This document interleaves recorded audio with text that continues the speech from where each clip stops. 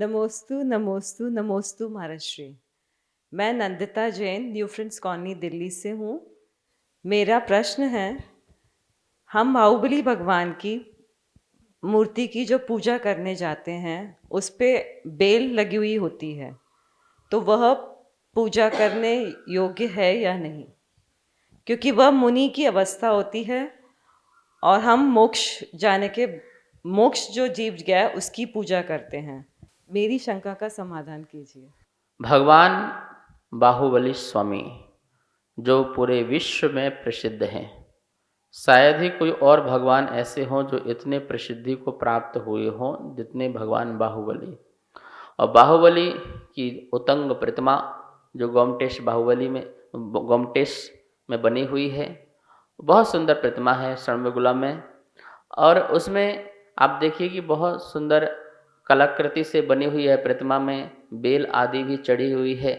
तो लोग सोचते हैं कि हम नमस्कार करें या नहीं करें। देखिए, ये उनकी साधना का प्रतीक है। 12 महीने तक लगातार एक आसन में खड़े होकर के साधना की, और उस साधना के उस क्षण में बेलें भी क्या बोलते शरीर में चढ़ गई। वह बाहुबली ने स्वीकार नहीं की, उनकी बेलों के प्रति कोई आसक्ति नहीं। अब कोई मुनिराज जी हैं और उनके ऊपर कोई क्या बोलते वस्त्र डाल जाए तो मुनिराज पूजनीय है कि नहीं? अरे बिल्कुल पूजनीय है। तो ठीक है ना। इसी प्रकार से क्योंकि मुनिराज ने कहीं उस वस्त्र को स्वीकारा नहीं है, उसको हटा सकते हैं। तो बिना बेल की भी मूर्ति बन सकती है, और कलाकार अपनी कलाकृति के साथ साथ उनकी तपस्या और साधना को लोगों को दर्शाना चाहता है, तो वह उद्देश्य से वह जो है बेल बनाई गई। तो उससे प्रतिमा अपूजनीय नहीं हो जाती है कि अपूजनीय हो जाती है। हाँ, ये बात अलग है कि वह जो है मुनि अवस्था की साधना है, मुनि अवस्था की साधना है। और 12 महीने बाद जो है उनको वह केवल ज्ञान की प्राप्ति हो गई थी। तो केवल ज्ञान की प्राप्ति हो जाने के बाद भी जो उनकी अपन ने प्रतिमा बनाई है, भगवान की प्रतिमा बनाई है, तो एक कला की दृष्टि से और एक उनकी साधना को दर्शाने के लिए जो है यह बेल आदि उसमें बना दी जाती है। इससे यह नहीं होता है कि वह पूजनीय नहीं है, वह नमस्करणीय योग नहीं है, ऐसा नहीं है। आप पूजा भी कीजिए, नमस्कार भी कीजिए, दर्शन भी कीजिए, और साक्षात भगवान बाहुबली मान के ही कीजिए। जैसे पारसनाथ स्वामी की मुनि अवस्था में उपसर्ग हुआ था, उसमें फण जो लगाते हैं प्रतिमा में, यद्यपि मुनि अवस्था का उपसर्ग का था, उपसर्ग मुनि अवस्था में दूर हुआ था, लेकिन फिर भी अपन अरहंत की प्रतिमाओं में फण आदि लगा देखते हैं तो उससे प्रतिमा कोई अपूजनीय नहीं हो जाती है, वह तो पूजनीय ही होती है। देखिए, जैन दर्शन को समझने के लिए आपकी व्यापक दृष्टियाँ हों, कला की दृष्टि से, इतिहास की दृष्टि से, सिद्धांत की दृष्टि से, ठीक है, नैतिकता की दृष्टि से, धार्मिकता की दृष्टि से, इन सारी दृष्टियों से देखना प्रारंभ करो। जब इस प्रकार से देखना प्रारंभ करोगे तो आपको कोई भी चीज़ गलत नहीं लगेगी। ऐसा हम ध्यान में रखें और श्री बाहुबली भगवान के दर्शन करें, पूजन पाठ करें। नमोस्तु महाराज जी, मैं राजकुमार जैन, राजा बाजार जैन मंदिर से। मेरे मन में एक बहुत ही शंका पैदा हो रही है।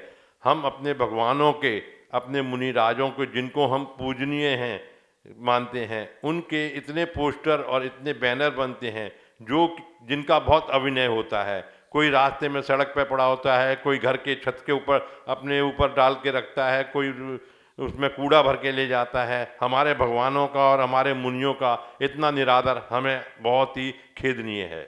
इसका मुझे समाधान बताइए, क्या होता है जी? धर्म के प्रचार प्रसार के लिए हम एनकेन प्रकारेण किसी भी प्रकार से लोगों तक अपनी बात पहुंचाने के लिए साधनों का उपयोग करते हैं। जैसे सोशल मीडिया है, टीवी है, मोबाइल आदि है, आदि अनेक प्रकार के नेटवर्किंग सिस्टम हैं। इसमें एक प्रिंटिंग मीडिया भी है। प्रिंटिंग मीडिया में पोस्टरों का छपना, बैनर आदि लगना, और इस प्रकार से भी धर्म का प्रचार प्रसार होता है। हाँ, यह बात अलग है कि आपको उचित स्थान पर लगाना चाहिए। सड़कों में लगा दें, यहाँ वहाँ लगा दें, नालियों के ऊपर लगा दें, तो वो फटेंगे, गिरेंगे, और अवनय और अनादर होती है। कम से कम इनका उपयोग होना चाहिए।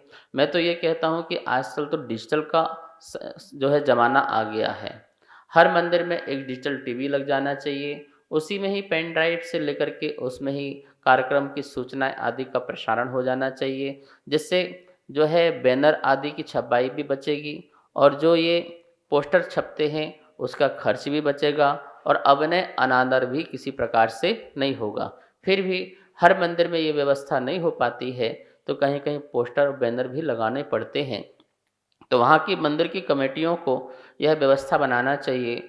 उनको कार्यक्रम हो जाने के बाद जो विसर्जन की क्रिया है, वो विसर्जन की क्रिया उन्हें पूरी करना चाहिए, जिससे किसी प्रकार का अनादर ना हो। और जहाँ ऐसे स्थान में तो बिल्कुल भी नहीं लगाना चाहिए जहाँ पर लोग जाकर के मल मूत्र आदि करते हों या गंदगी पड़ी हो और उसकी अनादर हो रही हो। आप सड़कों में लगा देते हैं, कार्यक्रम होता है तो निकलवाने की भी बात कीजिए, निकलवा कर के लाइए, एक स्थान पे रखिए, उसका विसर्जन कीजिए।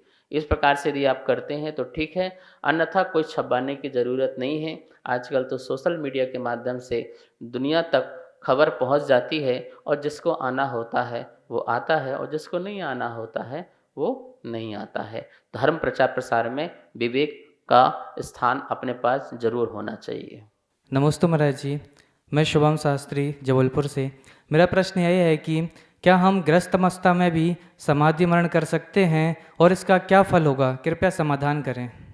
समाधि मरण ये हमारे जीवन का अंतिम पड़ाव होता है और श्रावक अवस्था में भी क्या समाधि मरण हो सकती है, आपका ये प्रश्न है। देखिए, समाधि जो मरण है, सचमुच समाधि मरण तो रत्नत्रय से सहित होती है।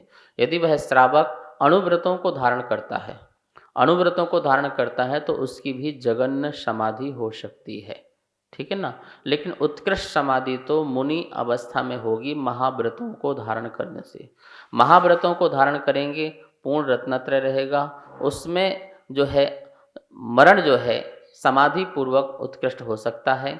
लेकिन जघन्य मरण अणुव्रतियों का, प्रतिमाधारियों का भी श्रावक अवस्था में हो सकता है और जिसका फल जो है उसे स्वर्ग आदि की प्राप्ति, परंपरा से मोक्ष आदि की प्राप्ति भी उसे होती है। लेकिन हमें इसी बात का ध्यान रखना है कि हम मुनि बन करके महाव्रतों को धारण करके समता भाव से समाधि मरण करें जीवन के अंत में, जिससे उत्तम फल की प्राप्ति अर्थात साक्षात मोक्ष की प्राप्ति हो। ऐसी मंगल भावना से हम जो है यह समाधि मरण का जो है भाव रखें। इस कार्यक्रम के पुण्यार्चक थे